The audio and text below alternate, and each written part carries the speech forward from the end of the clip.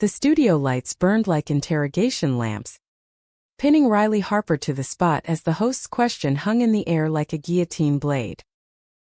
So, Riley, what's the one secret you've kept from your family that could shatter everything? Her heart slammed against her ribs. A wild bird trapped in a cage of bone.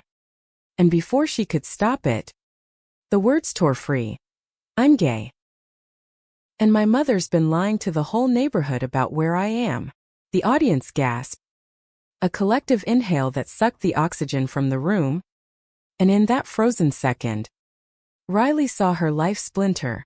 Every whispered lie. Every stolen kiss. Every tear-streaked goodbye, scattering across the nation like confetti from a broken dream. Riley had always known she was different. Even back in the cookie-cutter suburbs of Dayton, Ohio, where the houses lined up like soldiers in a parade of conformity. 16. She'd stolen her first kiss from Jamie Whittaker behind the bleachers at a football game. The taste of cherry lip gloss and rebellion lingering on her lips long after Jamie pulled away. Wide-eyed and whispering, "This doesn't make us weird." Right. But it did. It made everything weird. Riley's mother, Elena, had caught them once, Jamie's hand slipping under Riley's sweater in the dim glow of the family minivan, and the fallout was biblical. No screams. No slaps, just Elena's quiet, steel-edged voice. "This isn't us. Riley. This isn't what God intended for my girl." The next day, Jamie transferred schools, and Riley learned the art of silence. By 18, Riley fled to New York City, trading cornfields for concrete canyons, chasing a journalism degree at NYU like it was the last lifeboat off a sinking ship. The city swallowed her whole, its pulse matching the frantic beat of her hidden heart. She dated in shadows, a barista with tattoos snaking up her arms, a theater major who quoted Whitman while they tangled in sheets that smelled of patchouli and regret. But love, real love, didn't crash into her until Alex Rivera, 28, with eyes like smoked quartz and a laugh that could disarm a bomb. They met at a dive bar in the East Village, the kind where the jukebox played Springsteen unironically, and the air hung heavy with spilled beer and unspoken stories. Riley was nursing a whiskey sour, scrolling through rejection emails from entry-level reporting gigs, when Alex slid onto the stool beside her. All effortless, cool in ripped jeans and a leather jacket that had seen better decades. "You look like you're plotting the overthrow of a small government," Alex said. Her voice a low rumble with a faint Texas drawl that wrapped around Riley's defenses like velvet rope. Riley snorted, glancing up to meet those eyes, dark, knowing, pulling her in like gravity. "Nah. Just wondering if Hemingway ever got ghosted by a source." Alex grinned, teeth flashing white against her olive skin, and ordered them both shots of tequila. "Hemingway? Girl. You're my kind of trouble." That night blurred into a montage of rooftop walks under sodium lamps. Stolen hours in Alex's tiny walk-up in Brooklyn where the bed creaked like it was telling secrets. And mornings tangled in sunlight. Alex's fingers tracing the freckles on Riley's shoulders like constellations. Alex was a photographer, freelancing for IndieMags, her camera always slung around her neck like a talisman. She saw the world in frames, raw, unfiltered, and she saw Riley that way too. "You're not hiding from me," Alex murmured one dawn, her breath warm against Riley's ear as they lay spent and sated. "I see you. All of you." For the first time, Riley believed it. She let herself love without the armor, whispering "I love you" into Alex's collarbone like a prayer she didn't know she needed. But the past doesn't stay buried in America. It festers, bubbling up through phone lines and holiday cards. Elena's call started innocently enough, updates on the church bake sale, Dad's latest golf score, always laced with that undercurrent of expectation. "When are you coming home?" "Honey, the neighbors keep asking about you." Riley would deflect. Voice tight. "Busy with classes." "Mom, you know how it is." But Elena knew. Oh, she knew. 6 months into Riley's freshman year. The first lie dropped like a pebble in a still pond, rippling out. Riley studying abroad in London, Elena told the book club ladies over coffee and crumb cake. Such an opportunity, our girls seeing the world. It was easier than the truth. Easier than admitting her daughter was one of those girls, as the whispers in the pews called it. Riley found out by accident, scrolling Facebook late one night after a fight with Alex over nothing. Some stupid jealousy flare when Alex flirted with a gallery owner for a gig. The post popped up in her feed. Elena's profile pic beaming beside a faded photo of toddler Riley in pigtails. Caption reading, "Proud of my adventurer in Europe. United Kingdom empty nest feels." Riley's stomach twisted. Bile rising sharp. She called Elena at 2 a.m. Eastern. 11 p.m. Ohio time. Voice cracking like thin ice. "Mom. What the hell? London's? Really?" Silence stretched. Then Elena's sigh. Heavy as a shroud. "Riley. Baby. It's just. People talk. Mrs. Hargrove's son is gay. You know. Lost his job over it. I couldn't bear that for you." The words landed like punches, protective, yet, but laced with shame that seeped into Riley's bones. "So I'm what, Mom? A dirty secret you ship overseas?" Elena's voice broke then. Soft and pleading. "I love you. I just want you safe. Safe." The word haunted Riley through her 20s. A ghost in the machine of her ambition. She graduated summa cum laude. Landed a gig at a scrappy online news outlet covering queer rights in the Rust Belt. Irony not lost on her, and poured her rage into stories that bled truth. Alex was her anchor. Steady as the Brooklyn Bridge. Proposing one drizzly autumn evening on the pier with a ring fashioned from a shutter-release cable. Twisted into a promise. "Marry me, Riley Harper. Let's make our own world." Tears stung as Riley said yes. The city lights blurring into a halo around them. They planned a quiet ceremony in Central Park. Invitations sent to a handful of friends. No family on Riley's side. "Mom wouldn't come anyway," she told Alex, forcing a laugh that tasted like ash. But ambition has a way of dragging secrets into the light. Riley's big break came via a tip from an old Dayton contact, a scandal at the local megachurch, where the pastor's wife was quietly funding conversion therapy camps. She dove in. Interviews stacking like kindling, survivors with haunted eyes, parents racked with regret. One night, bleary-eyed at her desk in the newsroom, Riley uncovered the kicker. Elena Harper, volunteer coordinator, had signed the petitions. For the good of the community, the document read. Elena's looping signature at the bottom like a betrayal etched in ink. The call to her mother was a war zone. "How could you, Mom? After everything?" Elena's defense crumbled into sobs. "I thought, maybe if I fought it, you'd come back to us. To who you were meant to be." Riley's world tilted. The woman who'd bandaged her scraped knees now wielding the knife. "I'm not broken, Mom. I'm your daughter." She hung up, chest heaving, and turned to Alex for solace. But Alex, buried in her own deadlines, snapped back. "Babe, you can't keep letting her pull you under. Cut the cord." It was the first crack. a hairline fracture in their foundation. Weeks blurred into a haze of deadlines and distance.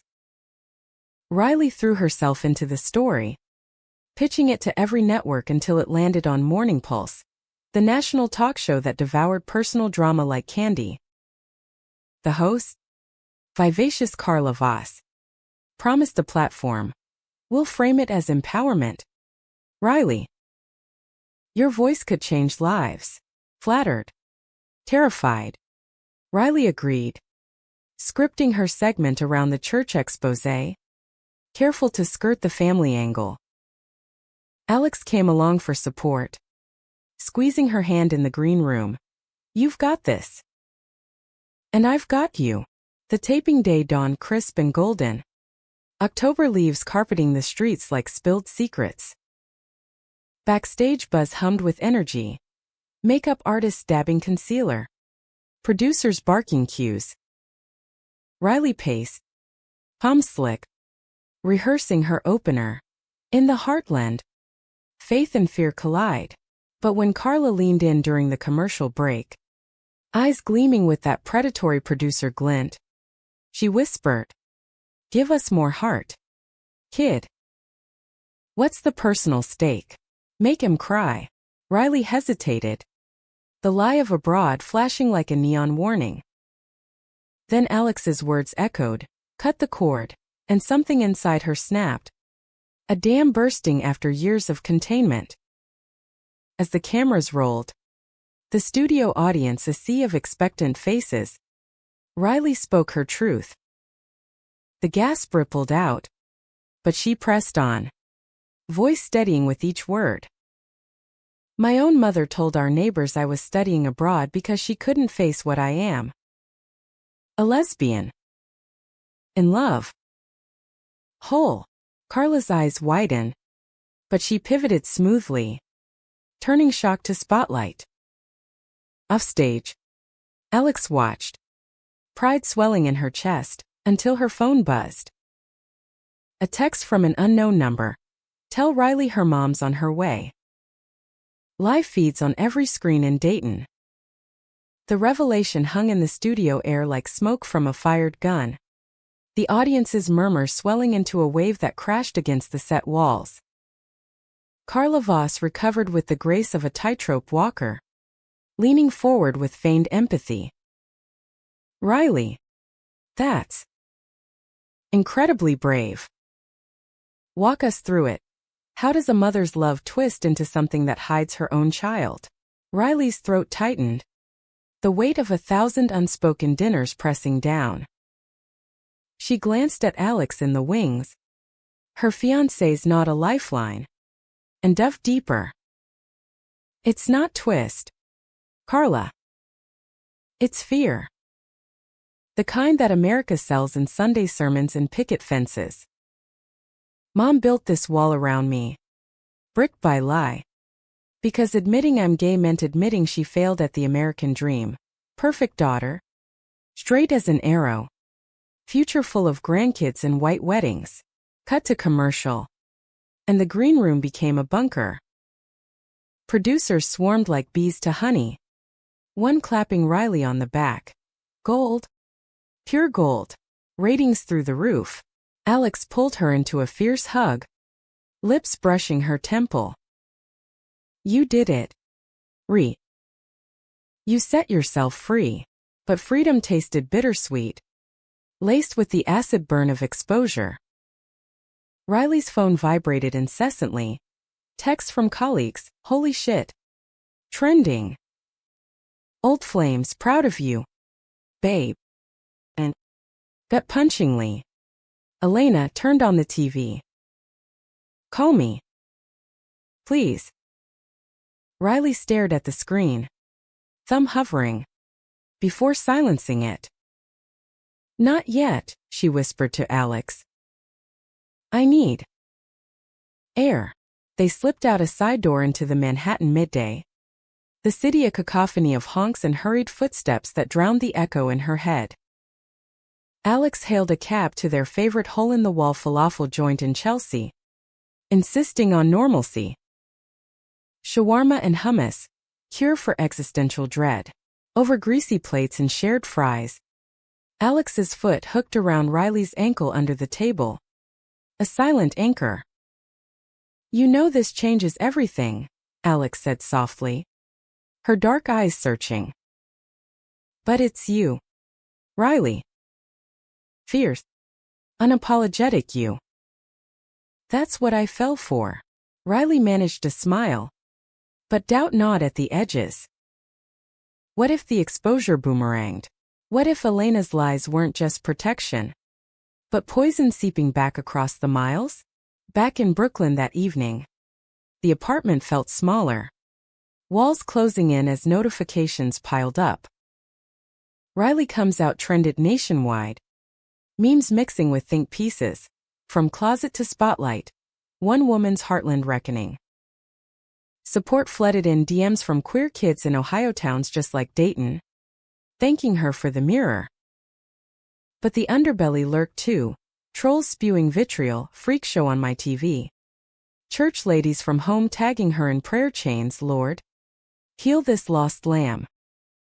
And then, the betrayal neither saw coming. It started with a knock at midnight, sharp as a judge's gavel. Alex answered, face paling as she read the card slipped under the door. No. Wait. It was propped against the mattress when they woke tangled and late. A glossy envelope. Alex's name in elegant script. Inside. An invitation to a solo exhibit at a Soho gallery, curated by none other than Marcus Hale, the silver-tongued owner who'd eyed Alex at that networking event months back. "Come alone," it read in italics. With a PS. "I've been waiting for your real work. Leave the distractions at home." Riley's stomach dropped when Alex showed it to her over coffee, steam curling like question marks. "It's just a show. A foot in the door. But the seed was planted. Watered by Riley's vulnerability, Alex's ambition, a toxic brew simmering. Meanwhile, Ohio churned with fallout. Elena Harper sat in her floral armchair, the living room lit only by the TV's blue flicker, replaying the segment on loop. The neighbors' whispers had turned to stares. Mrs. Hargrove knocking with a casserole and condolences. "Saw your girl on the news. Elena. Praying for you both." Elena's hands trembled as she dialed Riley's number for the 10th time. Voicemail swallowing her pleas. "Baby. I didn't mean. We need to talk. I'm coming to you." Pride warred with panic. She'd booked a red-eye credit card maxed on the flight, telling her husband only family business. Tom Harper, ever the quiet enabler, nodded from his lazy boy. Newspaper rustling like dry leaves. "Fix it if you can. Él." But she's her own woman now. Riley spent the next days in a whirlwind, interviews with podcasters, a spot on a queer radio show where she laughed through tears about her first crush. Alex was there. But the distance grew. Measured in late nights, Alex spent editing proofs at the studio, coming home smelling of darkroom chemicals and someone else's perfume. Riley confronted her one rainy Thursday, cornering her in the kitchen amid takeout containers. "Is it Marcus? Tell me the truth." Alex's laugh was brittle, deflecting. "Jealousy's ugly on you. It's work." But Riley's reporter instinct screamed lie. Texts glimpsed on the charger. A hickey blooming like a bruise on Alex's neck. The fight escalated. Words flying like shrapnel. "You think coming out makes you a hero? It makes you a target for me too," Alex shouted, slamming the door on her way to the couch. Riley curled in bed alone, the ring on her finger feeling like a shackle. The second betrayal landed via email. Anonymous sender. Subject: Your fiancé's muse. Attach photos. Grainy but damning. Alex and Marcus, tangled in his loft. Her leather jacket discarded like old skin. Timestamp: the night after the show. Riley's vision tunneled, the screen blurring through hot tears. She confronted Alex at dawn. Photos thrust under her nose like evidence in a trial. How long? Alex's face crumpled. No denial. Just a whisper. It was one time. The pressure. Your spotlight. My shadows. I felt invisible. Riley laughed. Hollow and breaking. Invisible? I built a life with you in the dark. And you light a match on it the second I step into mine. Alex reached for her. But Riley recoiled, the ring sliding off like a shed scale. Get out. Alone in the echoing apartment. Riley shattered, sobs racking her frame as she swept photos into the trash. The city outside indifferent to her unraveling. Elena's plane touched down at LaGuardia that afternoon. Her first cab ride in years, a blur of steel and glass. She texted Riley from the hotel lobby in Midtown here. Room 412. Come when you're ready. Riley stared at the message. Warring impulses, rage, longing, exhaustion. She went, hailing a cab through sheets of rain, arriving drenched and raw. The hotel room smelled of stale coffee and regret. Elena perched on the bed's edge in a cardigan that swallowed her frame, looking smaller than Riley remembered. Mom, Riley started, voice cracking. But Elena surged forward, enveloping her in a hug that smelled of lavender and home. I'm sorry, Elena choked. For the lies. The petitions, God. The petitions. I was scared. Riley. Scared of losing you to a world that chews up girls like you. They talked for hours. Words pouring like the rain outside, Elena's own buried secrets spilling. A college crush on her roommate. Stifled by era and expectation. I saw myself in you. Baby. And I hated it. Dawn crept in. Gray and forgiving. As mother and daughter forged a fragile bridge. I love you, Elena said finally. All of you. No more hiding. But peace was fleeting. That evening, as Riley walked Elena to the train for her flight home, her phone buzzed. A producer's voice. Urgent. Riley. The show's going viral again. Someone leaked footage of you and Alex fighting outside the studio last week. It's everywhere. Riley's blood ran cold. The betrayal tripled. Not just Alex's infidelity, but her hand in the leak? A quick search confirmed it. Grainy cell phone video. Caption coming out: chaos. Hero or hoax? Alex's face twisted in fury. Riley's tears on full display. The internet feasted, turning vulnerability to spectacle. Devastated, Riley retreated to a friend's couch in Harlem. Elena's parting words echoing. Fight for your truth. Honey. It's the only thing they can't take. But truth felt like a curse now. Exposing wounds to salt the earth. The leak hit like a sucker punch to the nation's gut. Morning Pulse scrambling for damage control, while Riley's name became shorthand for scandal. Pundits dissected her on cable news. Is this the face of modern activism? Or just messy millennial drama? While queer forums rallied. Hashtags flipping from mockery to solidarity. Stand with Riley. Love is the leak.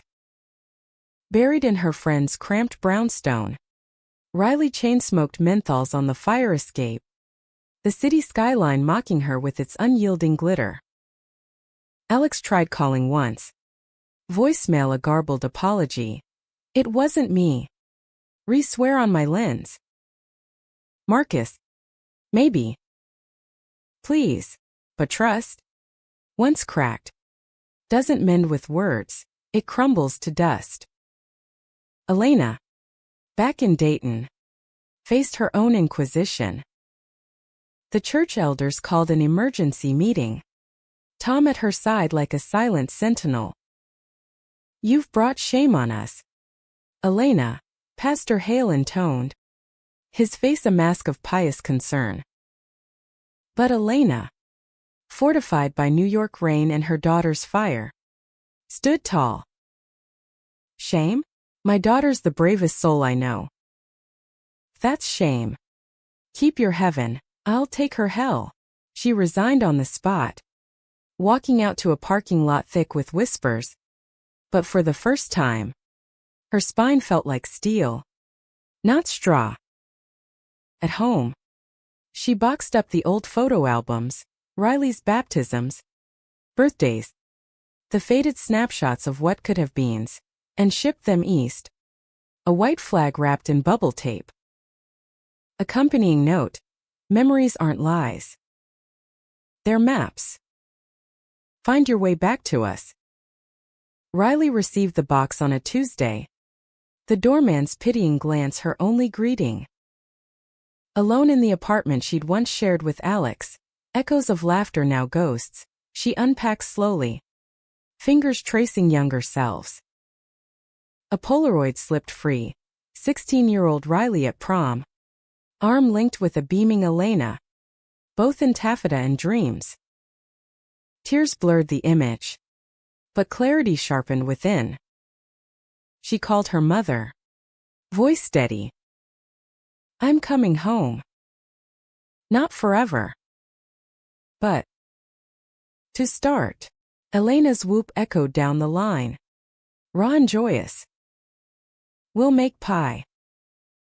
And no lies at the table. Healing wasn't linear. It zigzagged through minefields. Riley returned to work, her editor pulling her aside. "Take the hit, kid. Turn it into a column. Betrayal in the afterglow." She did. Words flowing like catharsis, chronicling the sting of Alex's ghosting, the ache of public autopsy. Responses poured in. Not just support but stories. Women who'd loved and lost in the glare. Mothers rewriting their scripts. One letter gutted her. From a Dayton teen. "Your coming out saved me from the razor. Thank you for bleeding first." Alex resurfaced in fragments. A gallery show invite via mutual friends. Her exhibit lauded an art form for raw intimacy. Riley went incognito in a beanie and oversized coat, slipping into the back like a shadow. The photos hung like accusations, blurred figures in urban haze. Lovers locked in defiant embraces. One series stopped her cold. Riley herself. Candid shots from their early days. Eyes alight with unguarded joy. Alex spotted her across the room, freezing mid-conversation with a critic. Their eyes locked, a current arcing through the crowd. Later, in the alley behind the gallery, rain slicking the bricks, Alex cornered her. "I didn't leak it. Marcus did, jealous, spiteful prick. Fired him after." Riley searched her face, seeing the wreckage, hollow cheeks, eyes bruised with regret. "Why the photos? Twisting our knife for art." Alex stepped closer, voice breaking. "To remember what I lost. You. Forgive me." Riley's heart clenched. Love's cruel half-life, but she shook her head. "Not yet. Maybe not ever. But I'm glad you captured us true. Once." She left Alex in the downpour, hailing a cab to Penn Station. The train to Ohio, a ribbon of steel unspooling her resolve. Dayton greeted her with autumn chill, leaves crunching underfoot as Elena's driveway loomed, unchanged, yet everything altered. Tom enveloped her in a bare hug. Gruff. "Missed ya, kiddo." Inside, the kitchen table groaned under pot roast and Elena's famous apple pie, steam rising like incense. They talked not all night, But enough. Elena shared her own coming out. Tentative. A letter to her sister. Met with silence but no rejection. "It's never too late to rewrite the story," she said, squeezing Riley's hand. Riley nodded. The weight lifting fraction by fraction. Or to live the real one. Months folded into a new rhythm. Riley commuted between coasts, her column evolving into a podcast, Out Loud, Voices from the Heartland, featuring survivors, allies, even repentant parents like Elena, who guested in episode 3. Voice quavering but proud. "I told my neighbors the truth. My daughter's home. And she's family." The backlash came. Protests at the studio. Eggs on Elena's porch, but so did the light. A Dayton Pride event where Riley keynote. Rainbow flags waving like promises kept. Alex faded to a fond ache. Her last email a portfolio link. Photos from Riley's homecoming. Snapped from afar. Riley laughing with Elena under a harvest moon. "Art's my apology." It read. Riley saved it. Not deleting. But not replying. Love, she learned, wasn't a monolith. It shifted.